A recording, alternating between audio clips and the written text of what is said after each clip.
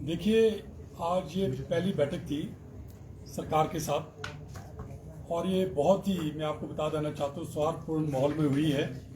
हमने अपनी बात रखी सरकार के सामने।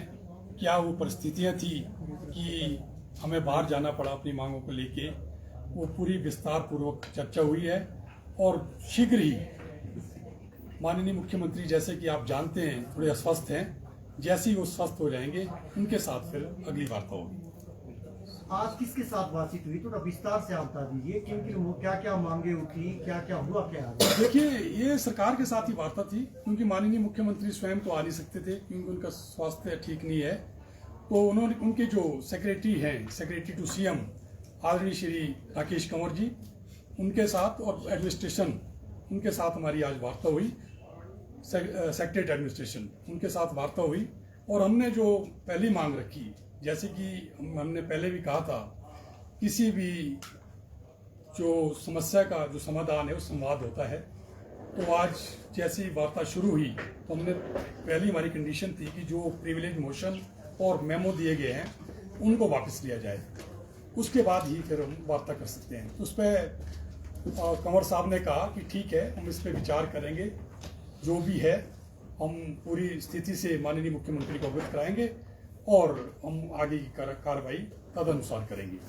हमने जो, जहाँ तक मांग का संबंध है, हमने सरकार से मांग की है कि जो 3 किस्तें महंगाई भत्ते की ड्यू है और चौथी जो भी 1 जुलाई से ड्यू होने वाली है, और शीघ्र मुझे लगता है 25 तारीख को, जैसे कि केंद्र में कैबिनेट की बैठक हो सकता है, चौथी किस्त दे। तो हमने सेक्रेटरी साहब से अनुरोध किया है कि हमारे माननीय मुख्यमंत्री तक हमारी जो है बात पहुंचा दें कि कम से कम 2 इंस्टॉलमेंट जो है, 2 इंस्टॉलमेंट जो है ना, हमें डीए की दे दी जाए। तो कब तक आप पास आ रहे, कब तक ये डीए मिल जाएगा? और क्या आप तो आंदोलन, अब क्या जनरल हाउस आपने परमानेंट स्थगित कर रखा है या कुछ समय तक के लिए? अब आपका महासंघ का क्या रुख रहेगा? नहीं, देखिए, जैसे कि आज वार्ता हुई है, हमें आश्वासन दिया गया है कि बहुत जल्द जो है, जैसे ही माननीय मुख्यमंत्री स्वस्थ हो जाते हैं उनके साथ वार्ता होगी और उसमें जैसे डीए एरियर है और साथ में पे स्केल एरियर है, उस पर भी पूरी विस्तार से चर्चा होगी। और हमें पूरी उम्मीद है कि माननीय मुख्यमंत्री महोदय जरूर हमें कुछ न कुछ देंगे। सर, जिस तरह प्रदेश में आर्थिक हालात ठीक नहीं है, बार बार मुख्यमंत्री भी मंत्रियों से यही बात कह रहे हैं, अगर मुख्यमंत्री आप लोगों को भी मध्यस्थता करने के लिए कहते हैं कि प्रदेश की आर्थिक स्थिति खराब है, तो ऐसे में आप भी वो बात मानेंगे या फिर आपके पास कोई और ऑप्शन? नहीं, जैसे कि अभी कुछ दिन पहले माननीय मुख्यमंत्री ने कहा कि आर्थिक स्थिति हमारी खराब नहीं है, तो लेकिन फिर भी अगर वार्ता में वो कहते हैं कि अभी हम डीए देने की स्थिति में नहीं या एरियर देने की स्थिति में नहीं है, तो हम उन्हें बताएंगे, उन्हें सुझाव देंगे कैसे डीए दिया जा सकता है या कैसे एरियर देना है, तो हम उनका पूरा सहयोग देंगे।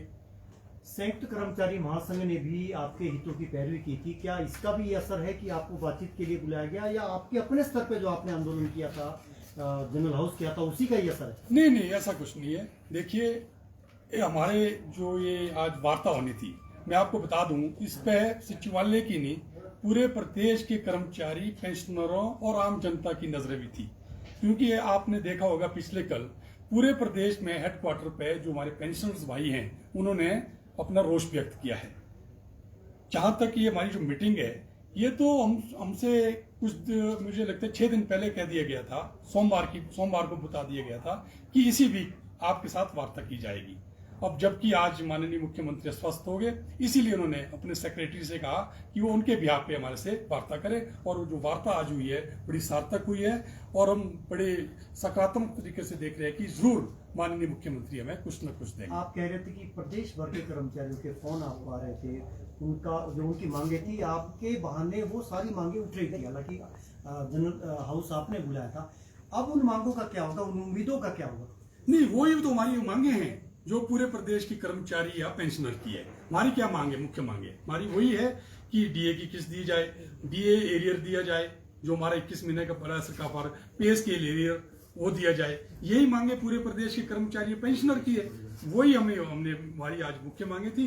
जो हमारी बाकी की मांगे हैं जो सचिवालय स्तर पर है, जैसे कि पोस्टों को भरना है, सेक्रेटरीट पे देना है, जो हमारे कमीशन के कर्मचारी हैं, गवर्नर सेक्रेटरीट के हैं, लोकायुक्त के, उनको जो है ना सेक्रेटरीट पे नहीं दी गई है, वो डिमांड है। और इसी तरह आउटसोर्स का है, यहाँ पे आउटसोर्स भर्ती हुई है।